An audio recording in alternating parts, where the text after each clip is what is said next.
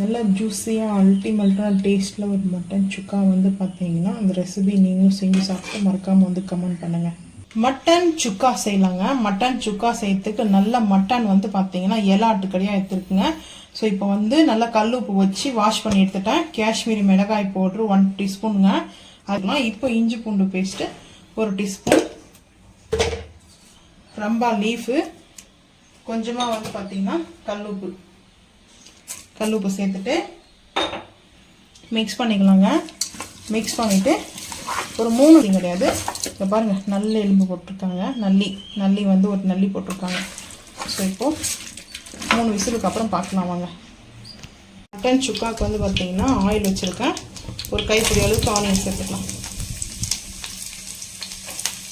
சேர்த்துட்டு இந்த ஆயிலில் சாட்டேஜ் ஆட்டம் பார்த்துக்கலாம். கொஞ்சமாக தூள் பண்ணி சேர்த்துக்கிறேங்க. இப்போ தக்காளி கொஞ்சம் சேர்த்துக்கலாங்க. இப்போ தக்காளியை வந்து வதங்கட்டும் பார்த்துக்கலாம். தக்காளி நல்லா குக் ஆகிடுச்சிங்க. நம்ம சேர்த்துருக்கோம். காரம் வேணும்னா சேர்த்துக்குங்க. ஒரு 1/2 டீஸ்பூன் சேர்த்துக்கிறேன். அதுக்கப்புறம் மட்டன் மசாலா. ஸோ இந்த மசாலா தனியாக வீடியோ வரும் பாருங்கள். ஒரு 2 டீஸ்பூனுக்கு வந்து இந்த மசாலா வந்து சேர்த்துக்கோங்க. ஒரு கைப்பிடி அளவுக்கு கொத்தமல்லி. இந்த மசாலாவோட மிங்கிள் ஆகும்போது அது நல்லா இருக்குங்க, அவ்வளோ சூப்பராக இருக்கும். ஸோ இப்போ வந்து நல்லா மிக்ஸ் பண்ணிக்கலாம். ஹை ஃப்ளேம் பண்ணியாச்சு. நமக்கு வந்து குக் பண்ணி வச்சுருக்கிற மட்டன் வந்து சேர்த்துக்கலாம்.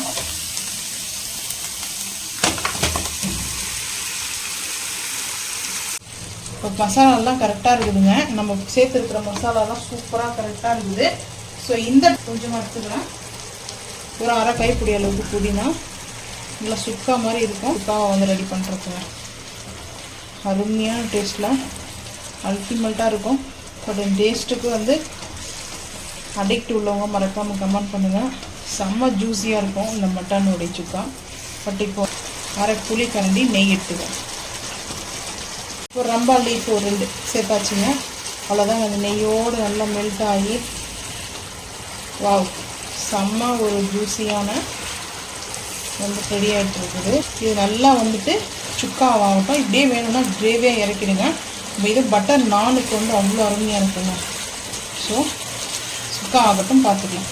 ஸோ நல்லா அல்டிமேட்டு டேஸ்ட்டில் வந்து பார்த்தீங்கன்னா நம்மளுக்கு இந்த மட்டன் வந்து சுக்கா வந்து சூப்பராக ரெடி ஆகிடுச்சுங்க. ஸோ நீங்களும் இதே போல் வந்து செஞ்சு சாப்பிட்டு மறக்காமல் வந்து கமெண்ட் பண்ணுங்கள். இந்த வீடியோ பிடிச்சா லைக் பண்ணுங்கள், ஷேர் பண்ணுங்கள், சப்ஸ்கிரைப் பண்ணுங்கள், பெல் ஐக்கான் வந்து கிளிக் பண்ணுங்கள். மறக்காமல் சேனல் வந்து ஃபாலோ பண்ணுங்கள். அப்போ தான் நம்ம போகிற வீடியோ உங்களுக்கு நோட்டிஃபிகேஷனாக வருங்க. பாய்.